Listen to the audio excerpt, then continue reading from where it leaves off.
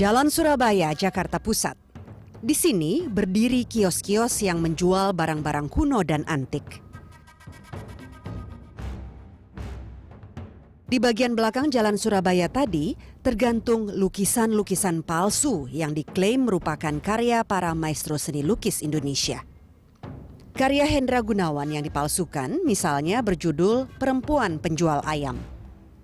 Ada lagi lukisan berjudul Ali Sadikin pada masa kemerdekaan.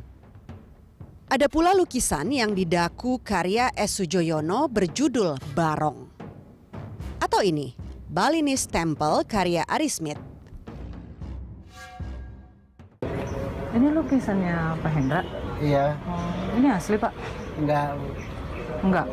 Oh, ini berapa Pak kalau dijual? Ini Bapak 2 jual? juta. 2 juta? Kalau ini Pak Sujoyono, ini asli? Yang barong ini Pak? Kalau ini punya orang suruh servis, ini juga rusak. Oh, ini orang suruh servis? Iya. Lukisan-lukisan tadi harganya miring, berkisar antara 2 juta hingga 3,5 juta rupiah.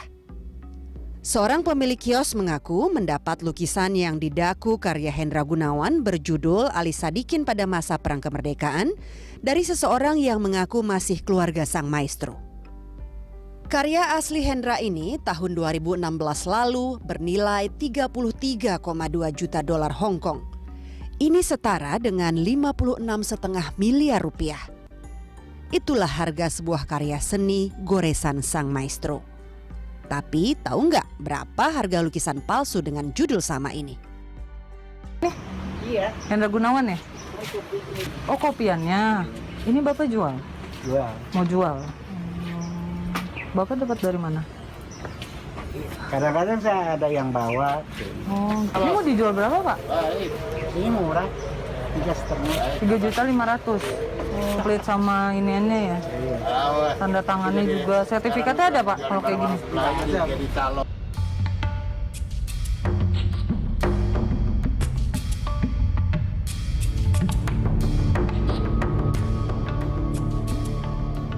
Tim Indepth lalu mendatangi Pasar Seni Ancol, Jakarta Utara. Pasar Seni Ancol dibangun tahun 70-an sebagai wadah seniman berkumpul dan memasarkan karya mereka. Hingga kini, Pasar Seni Ancol masih dimanfaatkan seniman lukis muda untuk menjual karya mereka seperti Paul Hendro dan Pardianto Semper. Tak semua pelukis mau memalsukan lukisan karya maestro. Paul Hendro mengaku pernah menolaknya. Padahal waktu itu Paul dijanjikan dibayar 5 juta hingga 7 juta untuk setiap lukisan palsu yang ia hasilkan. Dari 2003-2004 kali. Itu masalah mental ya. Kalau sudah rasain enak sekali, nyuri kedua, ketiga. Karena kolektor saya beli, lama-lama kenal dengan pelukisnya. Lama-lama diajakin kayak gitu kan. Katanya sih tempatnya di Cipulir, gudang palsu, pelukis palsu. Ya maestro, lukisan old master. Old master itu ya paling kalau enggak Hendra, Sujoyono, Avandi. Peredaran lukisan palsu sangat merugikan. Entah itu bagi penikmat, pecinta, kolektor, balai lelang, hingga keluarga atau ahli waris pelukis yang lukisannya dipalsukan. Wina Armada Soekardi contohnya. Kolektor ini punya koleksi 500 lukisan. Meski sudah 40-an tahun menjadi kolektor, Wina belum bisa 100% memastikan keaslian sebuah lukisan. Makanya saya juga meminta pendapat orang tidak hanya kepada satu orang. Saya minta kepada minimal 2 orang untuk ada komparatif. Ini kalau memang dua-duanya mengatakan palsu, ya pasti dia palsu. Atau dua-duanya asli, itu ya, kemungkinan asli. Di tahun-tahun awal menjadi kolektor, Wina mengaku sering ditawari lukisan palsu. Nah, awalnya saya ditawarkan lukisan-lukisan palsu yang kelas menengah lah ya, pelukis-pelukis yang kelas menengah. Kemudian mungkin pelukis ini mempunyai jaringan yang lebih canggih sekarang ini. Akhirnya bertahap juga mereka menawarkan sampai pelukis-pelukis yang terkenal, ya, tingkat maestro, bahkan lebih lagi kemudian tingkat dunia, pelukis-pelukis dunia. Nah, saya melihat semakin ketika lukisan itu ditawarkan, mereka selalu mempunyai cerita di balik lukisan itu. Nah, sekarang saya berpendapat semakin dramatis cerita lukisan itu, maka itu semakin bohong, maka semakin palsu. Bagaimana caranya lukisan palsu diedarkan? Siapa saja yang bermain dalam mata rantai bisnis busuk ini? Ada yang pertama melalui para perantara, ya, perantaranya juga ada perantara pertama, perantara kedua, ya, dan kemudian bahkan ada juga melalui pelukis-pelukis, ya, pelukis. Ada pelukis-pelukis ya kelas bawah, kelas menengah, ya, menawarkan bahwa lukisan ini asli, mereka menjamin sebagai pelukis. Mereka dengan kata lain punya satu jaringan yang kuat, ya, satu marketing yang hebat. Tak hanya rugi secara ekonomi, praktik busuk pemalsuan lukisan juga membuat sejarah kebudayaan ternodai. Kalau secara ekonomi kan jelas sekali. Harga lukisan yang mungkin hanya 2-3 juta, ya, mungkin dijual ratusan juta. Kita kan pasti rugi, dan ketika kita mau jual lagi nggak mungkin kan. Yang kedua adalah secara kebudayaan kita dirugikan. Kita memiliki sesuatu yang bukan original, ya kan, sesuatu barang yang bukan sesuai dengan aslinya. Seperti Wina Armada, Perkumpulan Pecinta Seni Rupa Indonesia atau PPSI juga gelisah atas maraknya peredaran lukisan palsu di tanah air. Mengenai pemalsuan lukisan itu, kalau disebut jumlahnya berapa besar dan merisaukannya itu sampai berapa sering, ini sulit sekali disebutkan. Kalau lukisan palsu ataupun yang mirip itu dibeli oleh seseorang yang pada dasarnya belum berpengalaman, ini bisa menimbulkan kekecewaan. Kemudian juga kita tahu bahwa masalah hukum, celah hukum, kemudian copyright, ini masih perlu diimprove lebih lanjut.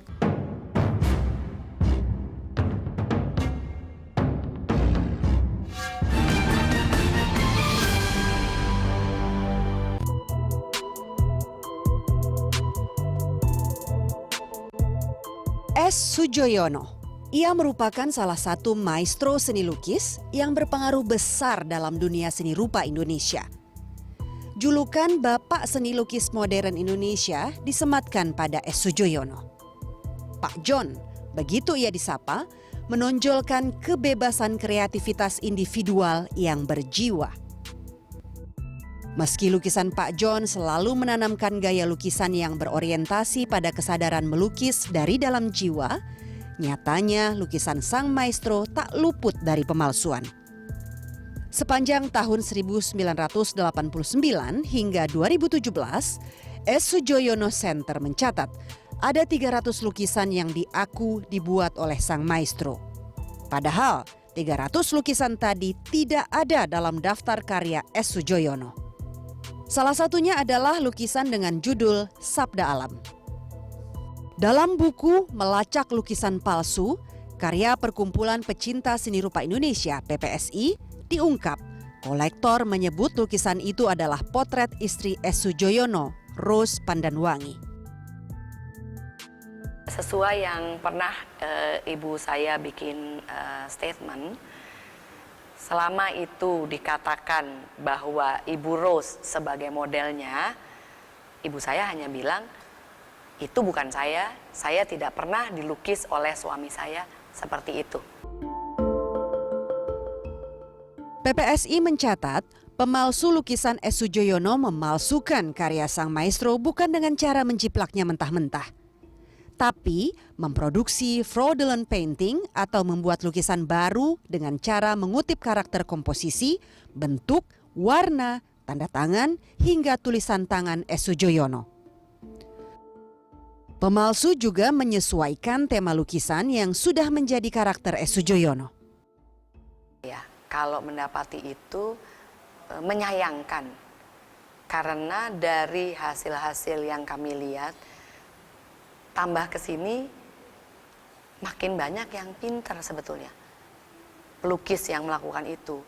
Nah, kalau memang mereka punya bakat, punya teknik yang baik, kenapa tidak menjadi pelukis sendiri? Saat ini, Maya Sujoyono dan keluarga aktif mengembangkan S. Sujoyono Center. Ini adalah pusat data karya S. Sujoyono. Lewat pusat data ini, kolektor bisa mencari tahu keaslian lukisan sang maestro. Orang sih boleh saja meniru tanda tangan, meniru monogram, tetapi sejauh yang kami lihat, karena kami hidup dengan Bapak, tahu pribadi Bapak, gaya bahasa Bapak, brushstroke Bapak.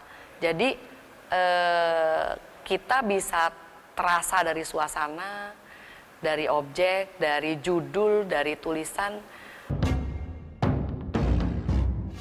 Testimoni keluarga menjadi bagian penting dalam mengungkap riwayat lukisan.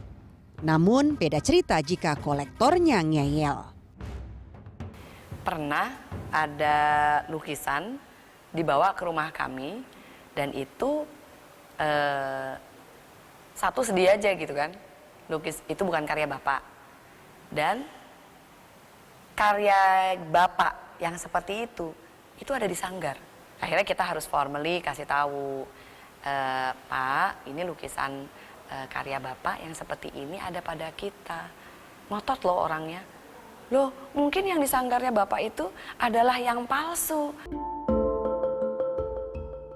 Lalu, bagaimana cara S. Sujoyono Center menekan peredaran lukisan palsu yang didaku karya S. Sujoyono?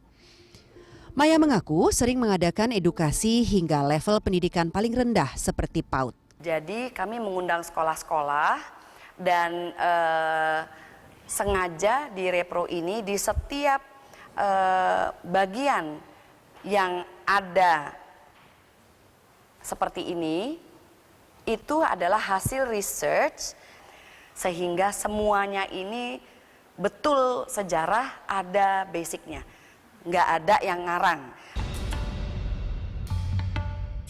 PPSI mengendus ada praktik pemalsuan lukisan di Indonesia sejak tahun 2011. Kecurigaan ini muncul saat Syakib Sungkar, anggota PPSI, mendatangi pameran lukisan milik kolektor ternama yang digelar di Bentara Budaya Jakarta. Syakib menduga lukisan karya Hendra Gunawan, S. Sujoyono, dan Sudibyo yang dipamerkan palsu. Begitu dibuka, wih kok Hendranya aneh ya. Gitu. Terus Sujoyononya aneh juga. Terus itunya aneh gitu, si Sudibyonya. Berangkat dari kecurigaan ini, PPSI membentuk tim pelacak lukisan palsu. Misinya mencari tahu siapa pembuat lukisan yang diduga palsu itu. Syakib ikut turun sebagai investigator. Itu adalah sebuah lukisan palsu Sujoyono gitu. Di mana pemalsunya itu orangnya tinggal di Jakarta Timur. Ternyata pelukis ini banyak melakukan studi buku-buku Sujoyono dia banyak. Nah waktu itu saya uji. Ini ada buku Sujoyono ya, punya kamu ya. Bisa nggak kamu gambar ini? Gitu. Bisa. Dalam seminggu itu, dia tuh udah hampir jadi. Saya cuma lihat, apa lagi yang mesti dibetulin? Dia bilang, ada yang kurang. Apa? Tanda tangannya. Oh, jangan. Jangan dibikin tanda tangannya.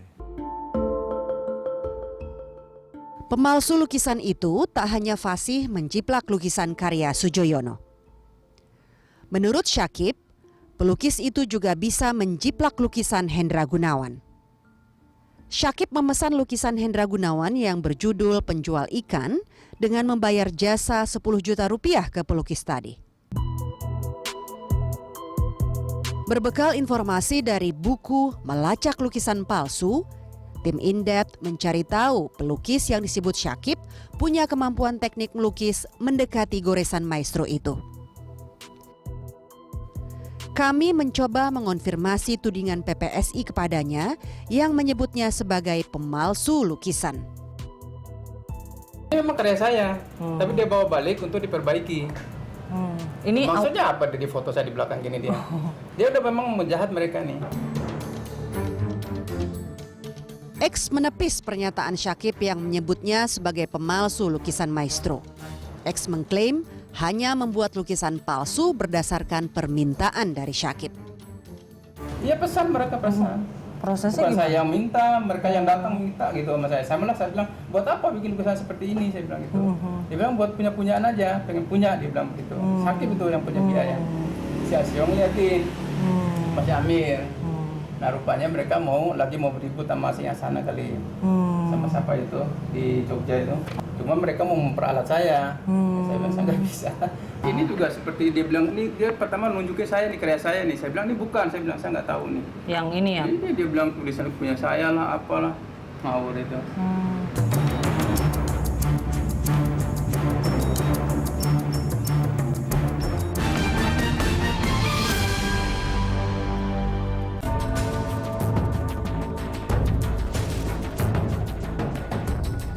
Ini Hardi Danuwijoyo.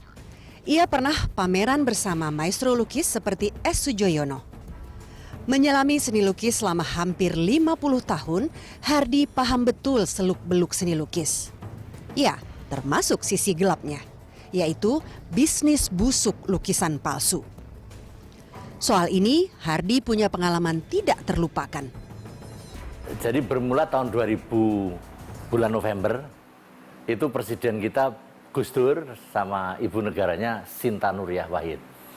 Ada seseorang yang membawa proposal ke saya dan dami sebuah buku katalogus yang akan dipamerkan tahun 2000 itu, bahwa pameran akan dilakukan di Hotel Regent tentang maestro-maestro internasional seperti halnya Vincent van Gogh, Paul Gauguin, kemudian Renoir, tokoh-tokoh impresionis Prancis, Picasso, Pablo Picasso. Saya sudah tahu bahwa seluruh yang dipamerkan 200 biji ini palsu semua.